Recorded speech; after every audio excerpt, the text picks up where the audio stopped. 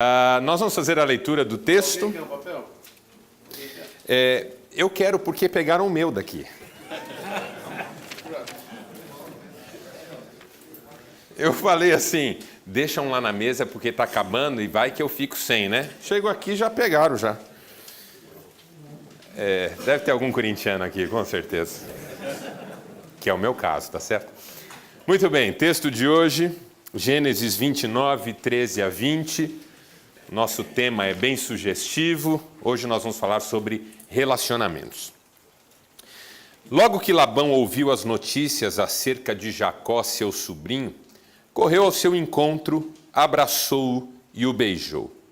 Depois levou-o para casa e Jacó contou-lhe tudo o que havia ocorrido.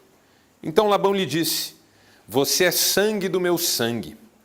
Já fazia um mês que Jacó estava na casa de Labão quando este lhe disse: "Só por ser meu parente você vai trabalhar de graça? Diga-me qual deve ser o seu salário." Ora, Labão tinha 2 filhas. O nome da mais velha era Lia e o da mais nova, Raquel. Lia tinha olhos meigos, mas Raquel era bonita e atraente. Como Jacó gostava muito de Raquel, disse: "Trabalharei 7 anos em troca de Raquel, sua filha mais nova." Labão respondeu: "Será melhor dá-la a você do que a algum outro. Fique aqui comigo." Então Jacó trabalhou 7 anos por Raquel, mas lhe pareceram poucos dias, pelo tanto que a amava. Até aqui.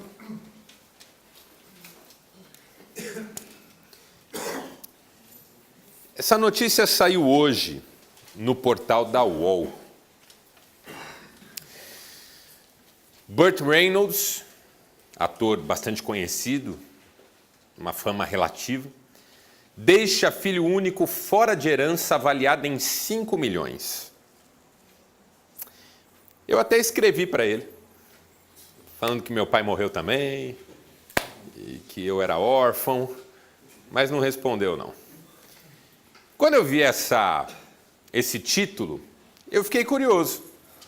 Por que será? Fui ler a notícia. Na verdade, esse é a típica matéria, o típico título de notícia sensacionalista. Na verdade, ele criou uma fundação, o filho vai ficar beneficiário dessa fundação, a sobrinha vai cuidar desse dinheiro, e ao que tudo indica, é uma jogada para não pagar tanto imposto. Então, não é nada assim demais. Mas por que eu separei? Porque aí eu fui ler os comentários.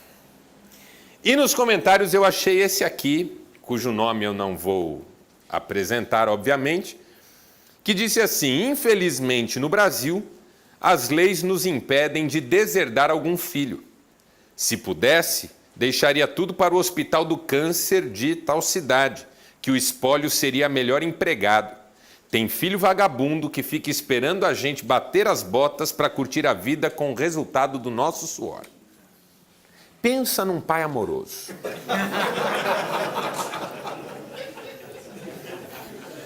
Pessoa doce. O Natal nessa casa deve ser uma delícia. Harmonia, amor. Claro, são raras as pessoas que expõem um pensamento como esse publicamente, mas não são tão raras as pessoas que vivem essa realidade da presença do recurso material, financeiro, e da ausência de relacionamentos saudáveis.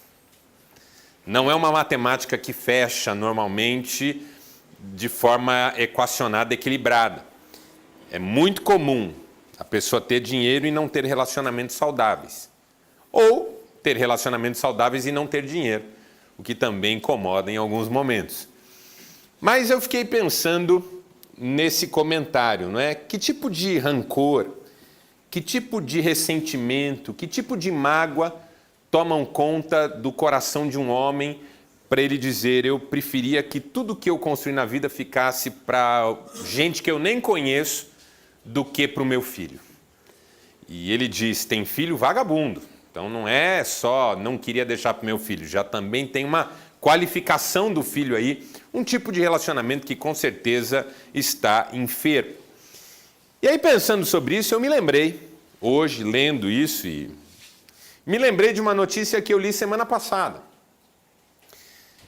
Num desses sites de notícias, que eu nem vou lembrar qual, cujo título é esse: Ryan Reynolds, que é o ator do filme Deadpool, que saiu um segundo filme da franquia. Ryan Reynolds conta o segredo que mantém seu casamento com Blake Lively. A hora que eu vi isso, eu falei, achei que esse cara era mais novo. Porque para sair uma matéria, uma notícia assim, de abrangência mundial, dizendo que o cara contou o segredo do casamento dele, ele deve estar casado há uns 50 anos. E aí eu fui ler a matéria. Blake e Ryan são casados há quase 6 anos. Falei, nossa, que segredo espetacular. É assim, com todo respeito, eu desejo que eles fiquem casados a vida toda. O que eles compartilham em termos de estratégia para manter a união até tem o seu valor. Mas o que me chamou a atenção é... Eu achei essa notícia mais sensacionalista que a outra. Porque você apresentar um casal que está casado há quase 6 anos, dizendo que tem um segredo para manter o relacionamento, chega a ser ridículo. Não fosse o fato de que, realmente, nos nossos dias, os relacionamentos estão tão banalizados, que, de repente, alguém com muito dinheiro, com muito poder, com muita fama, com alguma badalação, que é o caso dos atores, ficar casado mais do que 1 ano, já é para se celebrar. Então, talvez seja esse o caso. E aí eu juntei as duas notícias porque eu pensei isso. Eu pensei, de um lado, o drama de famílias que vivem em inimizade, em rancor, em ódio, ressentimento, em que um só quer que o outro desapareça ou até morra. E de outro, um mundo que se surpreende com um relacionamento que dura 6 anos. Dá para a gente, de alguma maneira, mensurar o nível de enfermidade relacional que nós estamos vivendo nos nossos dias. Que um pai falar assim de um filho na rede social e um site de abrangência internacional celebrar uma notícia de um casal que está há quase 6 anos juntos, é para fazer a gente parar e pensar um pouquinho se nós não estamos vivendo uma sociedade em que os relacionamentos estão em crise. E essa é a tese que eu resolvi trabalhar com você hoje aqui. Os relacionamentos estão em crise. E à medida em que os relacionamentos estão em crise, essas coisas se multiplicam. Não há garantia nenhuma de que esse casal vai durar 8, 9, 10 anos. A média de relacionamento conjugal cai a cada ano. No censo de 2004, estava em 19 anos a média de relacionamento conjugal no Brasil. Em 2014, caiu para 14 anos. Então, caiu 5 anos de média em 10 anos. E já existem antropólogos, sociólogos que sugerem que em 50, 60, 70 anos o casamento tal como nós conhecemos não existirá mais. Não quero entrar numa questão moral aqui com você, que não é o nosso objetivo. Mas apenas usar essa informação como ilustração para o fato de que a gente não está mais conseguindo conviver. E não é só no casamento. As amizades, relacionamentos pais e filhos, relacionamentos filhos e pais, relacionamentos entre irmãos. Está cada vez mais difícil conviver. A tese que eu quero compartilhar com você é essa. Nosso tema hoje não é sobre as coisas que a gente conquista e acumula. Burt Reynolds está com uma herança de 5 milhões de dólares. Para o mundo que ele vive não é alguma coisa assim tão impressionante, mas para o mundo que eu vivo é. Bastante impressionante. O Ryan Reynolds é um dos milionários de Hollywood hoje. São pessoas que conquistaram muita coisa. Mas não é sobre isso que a gente vai falar hoje, nem é isso que nos interessa mais. Não é sobre as coisas que a gente conquista e acumula, mas sobre as pessoas que a gente ama. Porque no mundo onde os valores são cada vez mais hiperbólicos, no mundo onde a gente fala em 1 milhão, como se estivesse falando em 100 mil, como era antigamente, ou seja, cada vez as coisas estão mais caras. Eu não sei se você já fez uma reforma na sua casa, por exemplo. Você imagina que vai gastar 20 mil para dar um tapa num quarto lá, quando você vê, você já gastou 100. Vai trocar um carro. Você fica pensando, não, o preço do carro acho que deve ter dado uma caída, está meio crise, está tudo meio parado. Aí você vai, caro, tudo é caro. Hoje uma pessoa cobra 1.000.000 de você como se estivesse cobrando 10. Os valores são cada vez mais hiperbólicos. As demandas, os custos da vida. Hoje, para uma pessoa sobreviver, o salário tem que rebolar. Mas os relacionamentos estão em baixa. O dinheiro está em alta, os relacionamentos estão em baixa. E talvez a gente esteja descobrindo, muitas vezes a duras penas, que o dinheiro traz muito menos satisfação do que os bons relacionamentos. Porque tem uma hora que a gente chega com tudo que a gente queria conquistar, mas não tem aquela alegria de ter com quem dividir isso de forma prazerosa, abençoada e abençoadora. Tem um texto no Eclesiastes, um livro bíblico do Eclesiastes que eu gosto muito, que fala assim, de um homem que trabalhava sem parar e acumulava. Contudo, ele nunca se perguntava por que trabalho tanto, por que razão deixo de me divertir e com quem vou compartilhar essas coisas. Porque se a gente não tem com quem compartilhar a vida, o que é a vida? A vida não é sobre as coisas que a gente conquista e acumula. A vida é muito mais sobre as pessoas que a gente ama, os relacionamentos que a gente tem e que fazem sentido na nossa vida. E isso nos leva à história de Jacó nesse momento da trajetória dele. Isso é uma pintura a óleo sobre tela que retrata o encontro de Jacó com Raquel. Onde é que nós estamos na biografia de Jacó? Jacó saiu de casa por causa da ameaça de morte do seu irmão Esaú e foi para a terra de Harã encontrar o seu tio, um homem chamado Labão, que em tese lhe daria guarida porque era irmão de sua mãe. E quando Jacó chega em Harã, ele encontra uns pastores pastoreando os seus rebanhos. E ele vai conversar com os pastores e pergunta se eles conhecem Labão. E eles dizem, não só conhecemos, como aí está vindo a filha dele, Raquel, que é pastora também, está trazendo o rebanho, e a irmã dela. E quando o Jacó vê a Raquel, ele apaixona por ela, porque diz que ela era muito bonita. E ele apaixona por ela e vai conversar com ela e fala que ele é parente dela e chora. É curioso que o texto bíblico diz que ele abraça ela, beija ele e chora. Está aí um jeito errado de tentar conquistar alguém, né? Experimenta chorar no primeiro encontro. Não vai rolar o segundo. Esses tempos atrás eu estava lendo um site com respostas de crianças a respeito de relacionamentos de adultos.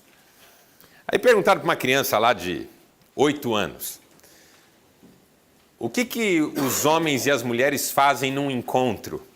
Querendo saber o que a criança pensava sobre isso. Aí a criança, muito rápida, falou assim, bom, num primeiro encontro, eles apenas mentem um para o outro. E isso já é suficiente para marcar um segundo encontro. Eu imagino que no seu primeiro encontro você não chorou. Estou precisando tanto de alguém.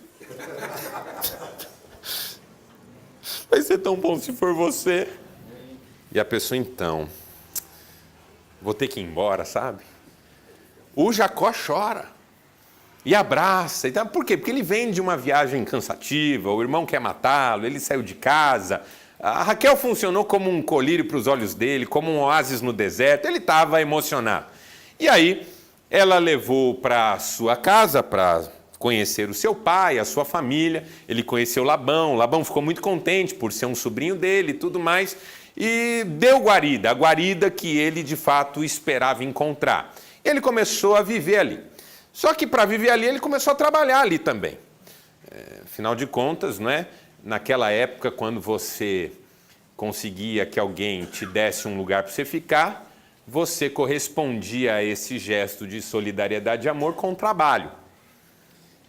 Antigamente as coisas eram diferentes. Jacó trabalhou para, de alguma maneira, agradecer Labão por causa da sua acolhida, da sua generosidade. Só que passou um tempo, o Labão resolveu prestigiar Jacó de um jeito diferente, porque afinal de contas, o rapaz já estava ali há algum tempo, trabalhava bastante, e o Labão falou para ele, olha, o que você gostaria de receber de salário? Porque você está aqui na minha casa, trabalhando para mim, não vai trabalhar de graça, senão você nunca vai sair dessa situação. O que você quer de salário? E aí, o Jacó falou assim, olha, eu trabalho para você e eu gostaria de receber como recompensa a mão de sua filha Raquel, a mais nova. E aí o Labão fala uma palavra assim muito animadora, muito incentivadora, né? Porque o Labão diz assim, tá bom, é melhor dar para você do que para outro. Uma coisa assim bem, né? Bem elogiosa, né? O seu pai, né? Que você fala assim, o seu pai tem uma religião e aí um dia ele descobre que você está indo em outra, né? Aí você fala, pai, eu estou indo numa igreja, não é a sua, mas é legal também. Aí ele olha desanimado e fala assim, filho, é melhor lá aqui na rua, né? Uma coisa bem assim, animadora, né? É o que o Labão faz com Jacó, é melhor dar para você do que para outro. Fica comigo e ela vai casar. E aí diz o texto que o Jacó trabalhou 7 anos pela mão da Raquel. Essa história nos ensina algumas lições sobre a construção de relacionamentos. É uma história, eu estou tomando aqui como uma metáfora dos relacionamentos, mas ela tem algumas nuances que nos ajudam a pensar algumas coisas. Primeira, é preciso priorizar os relacionamentos. Marcelo, ele não cumpriu, né? Cumpriu, vamos chegar lá. Trabalhou 14 anos. Quem não cumpriu foi o Labão, né? O Labão não. O Labão, a gente vai falar sobre ele semana que vem. O Labão era um corintiano, pensa num... Labão era corintiano. Semana que vem nós vamos falar sobre ele. Aí o que acontece? Quando o Labão pergunta, o que você quer para trabalhar para mim? Qual que é a resposta que vem na mente de qualquer pessoa da nossa geração? Grana, cash. Entendeu? Tico-tico, né? Faz-me rir, né?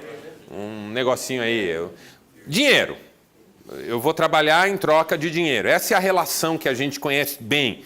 Ela é facilmente mensurável. Eu trabalho em troca de dinheiro.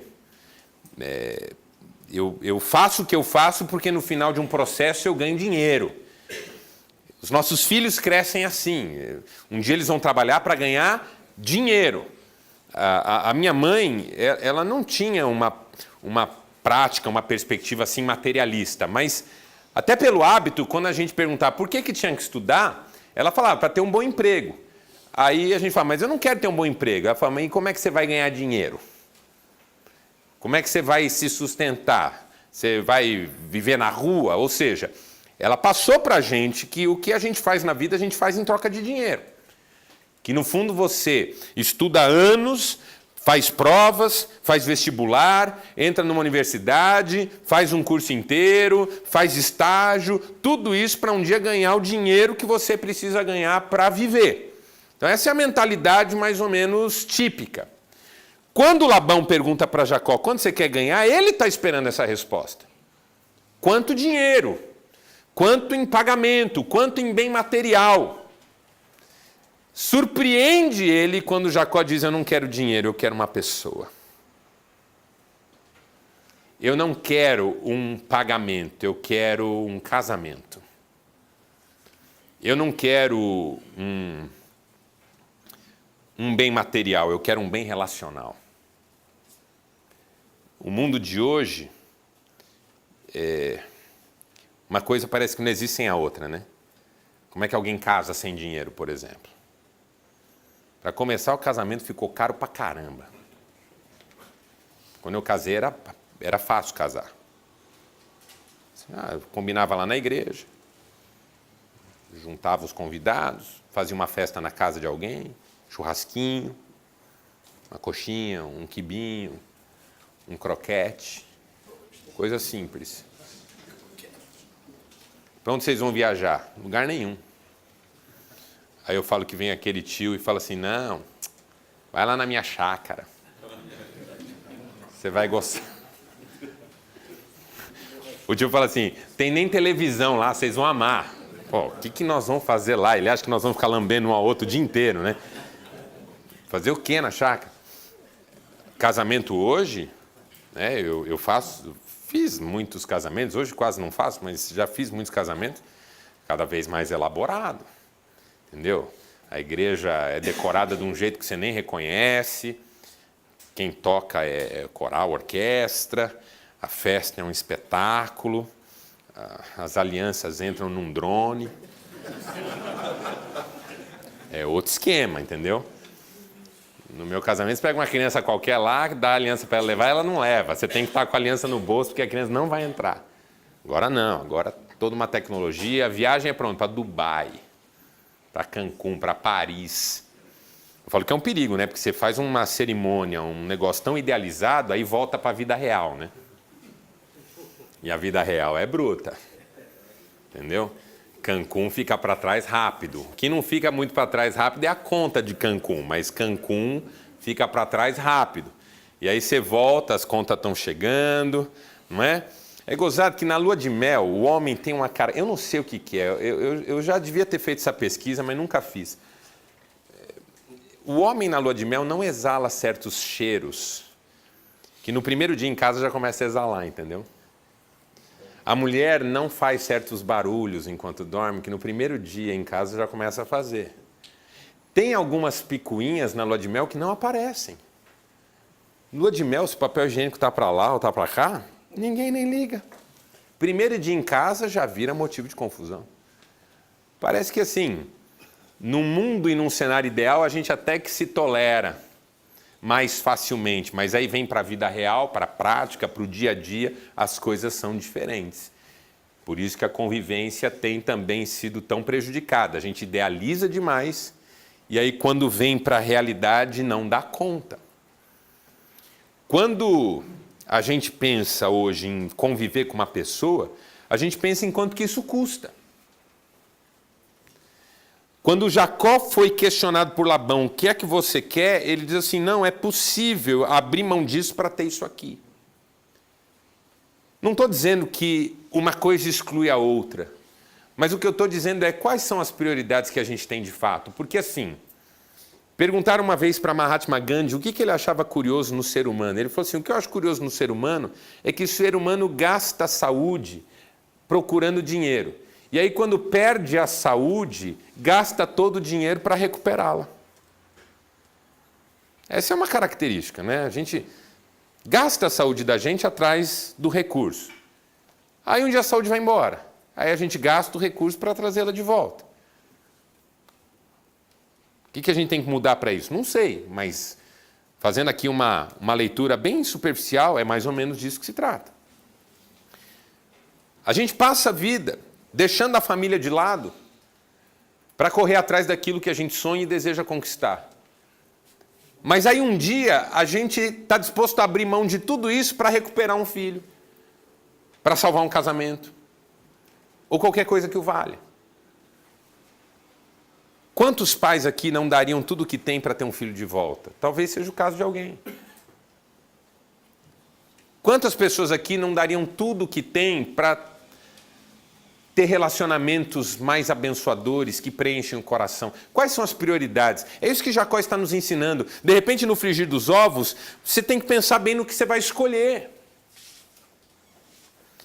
Eu já disse isso aqui, eu já fiz muito velório na minha vida como pastor.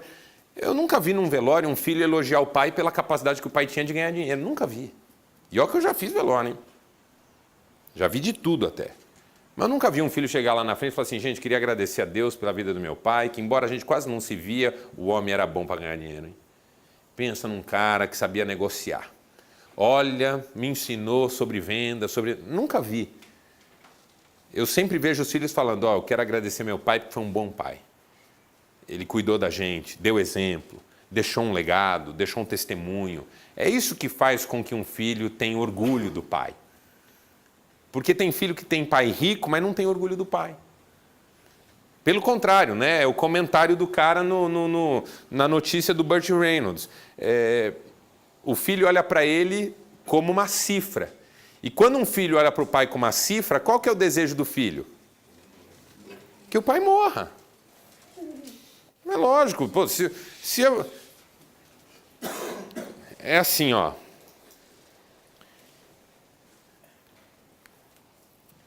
A mãe foi visitar o pai com o filhinho pequeno no hospital. O pai estava doente, internado. Aí a mãe falou, filho, esse aí é teu avô. Aí ele falou assim, esse é meu avô? É. E quando é que ele vai fechar os olhos? Ela falou, por quê? A senhora fala que quando ele fechar os olhos nós vamos montar numa grana? Acho que é esse cara que pergunta se pode deserdar, né? Às vezes alguém olha para você e não vê mais quem você é, só vê o que você tem que vai ficar disponível quando você não estiver mais aqui. É uma pena, mas é uma possibilidade. Priorizar relacionamento significa... Claro, eu quero conquistar muitos sonhos, muitos alvos, ter o retorno daquilo que eu faço, mas, sobretudo, eu quero viver relacionamentos saudáveis. Eu quero ter pessoas com quem compartilhar. A gente precisa, no fundo, é de gente. O mais importante na vida da gente são as outras pessoas. É a nossa família, são os nossos amigos. A gente pode passar sem algumas coisas, mas a gente não passa sem outras pessoas. Nós precisamos uns dos outros. Relacionamentos saudáveis são fundamentais, deveriam ser prioridade na nossa vida.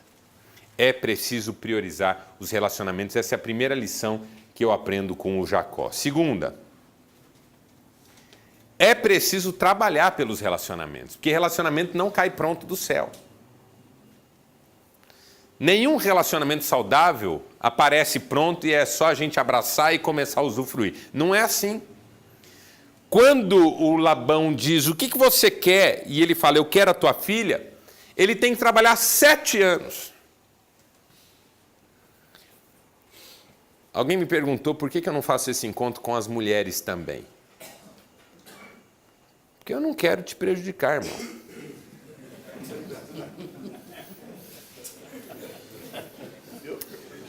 Porque imagina a tua mulher aqui na tarde, por exemplo, eu falando para ela que Jacó trabalhou 7 anos por Raquel.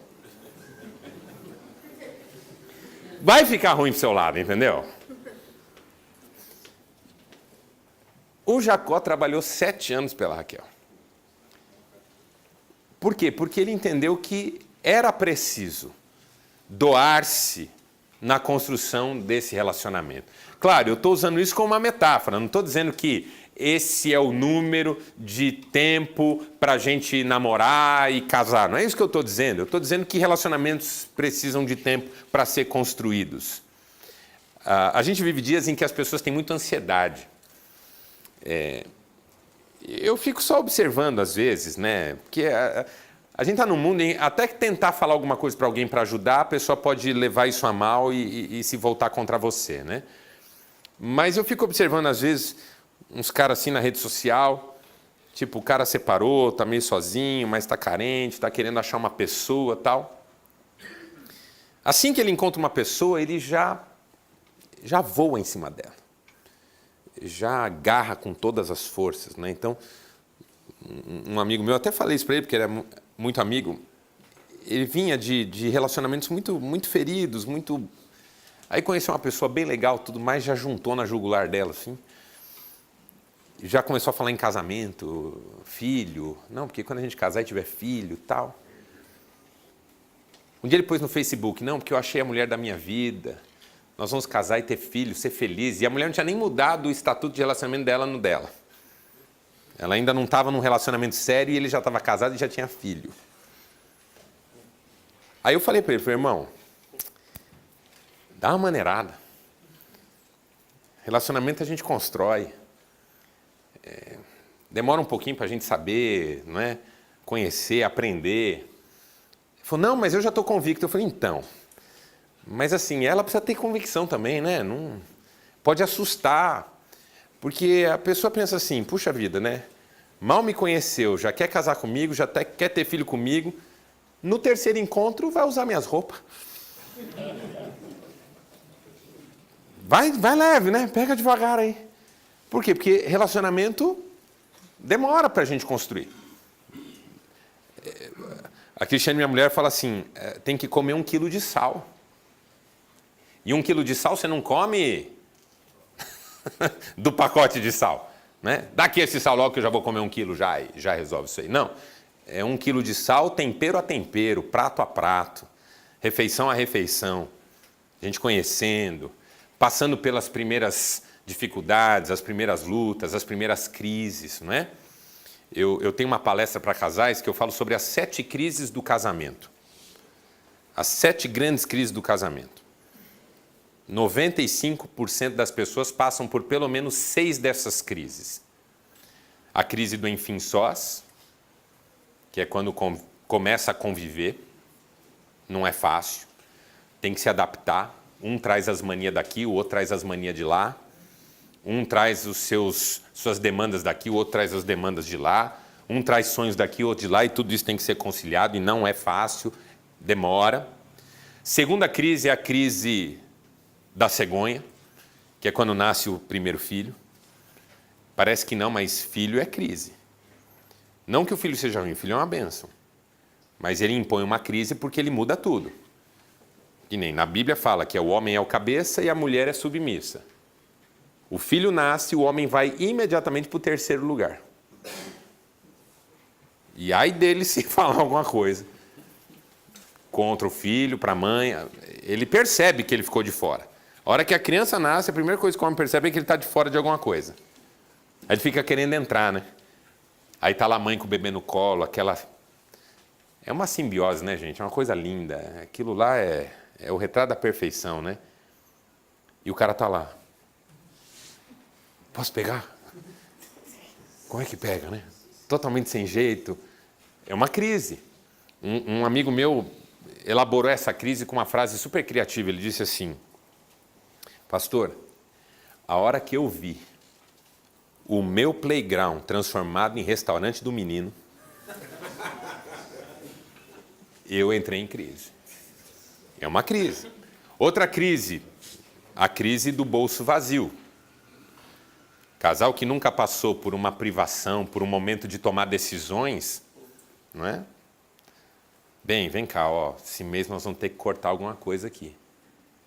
Ah, mas o quê? Ah, eu sugiro o teu salão. Que é caro, né? Salão é um negócio caro. Aí ela falou, não pode. Eu não posso deixar de me arrumar, eu tenho que me arrumar, vamos cortar a sua TV a cabo. Aí você já viu onde essa história vai dar, né? Ou a gente não corta nada, ou vai virar um brigueiro. Outra crise que é própria do casamento, que eu falo sempre, é a crise da Gabriela. Sabe o que é a crise da Gabriela? Lembra de Gabriela? Alguém aqui lembra o que é Gabriela? Eu nasci assim. É só o pessoal velho, né? Tem uns caras velhos que não tá falando que lembra porque não quer, né? Ou esqueceu por causa da doença, né? Ah, minha cabeça não funciona mais. Eu nasci assim, eu cresci assim, vou morrer assim.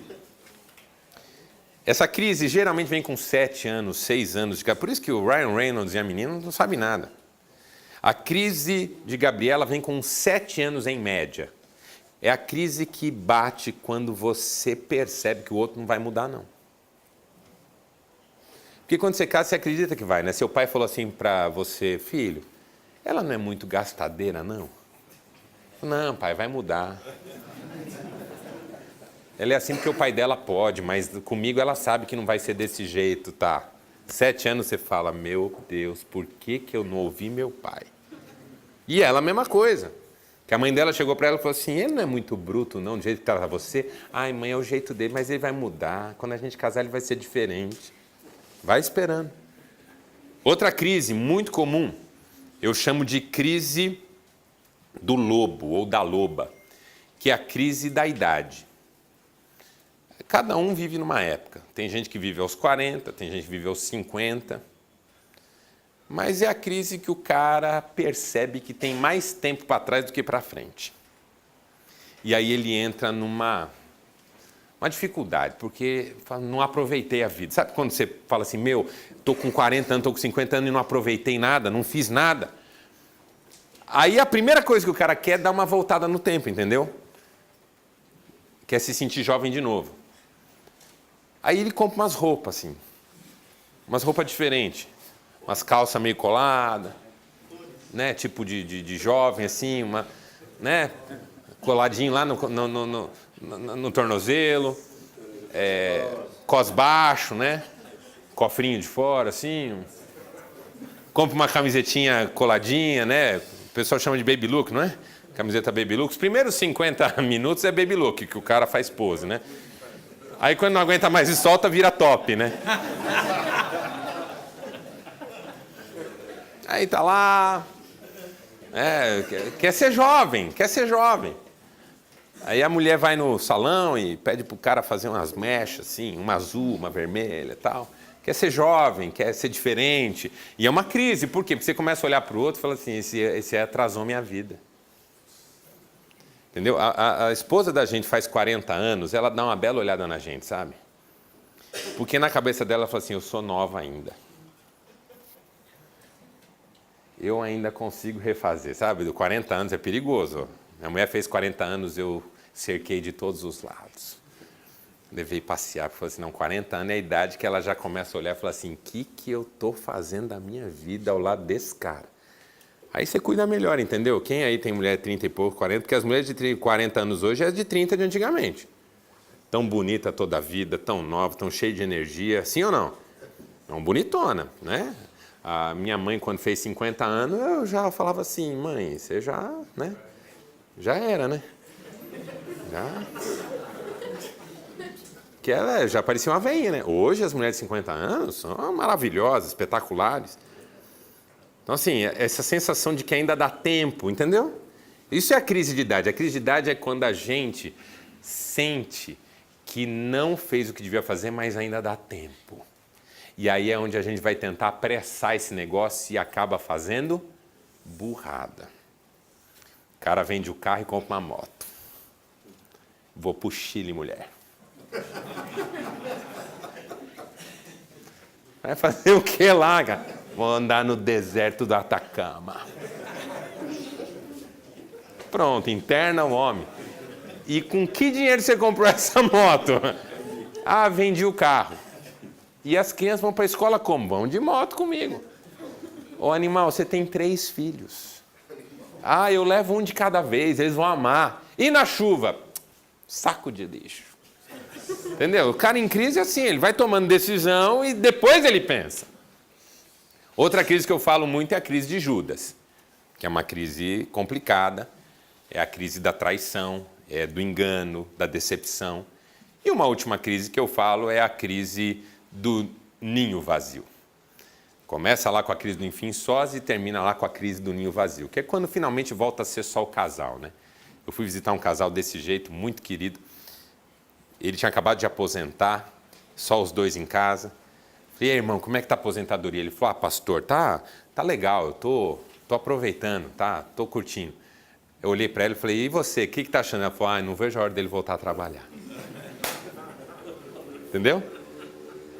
Cada um tem sua perspectiva, né? Quando você não passa por algumas crises, você não sabe o que é um relacionamento. Um dia perguntaram para o Chico Anísio assim, você casou 5 vezes? Ele falou, eu casei 5 vezes. E como é que é isso? Ele falou, me tornei um especialista em casamento. Porque aquele sujeito que casou com a Dona Maria e ficou 60 anos casado com a Dona Maria, ele não entende nada de casamento, ele só entende de Dona Maria. Eu entendo de casamento, casei 5 vezes. Aí eu estava assistindo essa entrevista e pensei comigo, né? Vou contratar um CEO para minha empresa, vou pegar um cara que faliu 6 vezes. Porque esse entende. Faliu 6 vezes, esse entende. Vou pegar um que está na mesma empresa e fez ela prosperar, esse só entende daquilo. Faz sentido esse raciocínio? Acho que não. Se eu quero alguém para me ajudar a entender como é que funcionam as coisas, eu quero alguém com um case de sucesso e não de 10 fracassos diferentes. Ainda mais se não tem nenhum sucesso nessa área para contar. Então, uma pessoa que não passou por fases no relacionamento não sabe o que é trabalhar por um relacionamento. Não sabe o que é pagar um preço. Não sabe o que é, às vezes, comer o pão que o diabo amassou para continuar ao lado de uma pessoa, porque aquilo tem mais valor do que os problemas circunstanciais que estão sendo vividos. E, finalmente, é preciso desfrutar os relacionamentos. Porque você fala, trabalhar pelo relacionamento, mas que loucura. Aí vem o texto e fala assim, Jacó trabalhou 7 anos por Raquel e pareceram poucos dias, pelo tanto que a amava. Eu não sei, às vezes a casa da gente é um lugar muito triste, de muita tensão, de muitos conflitos.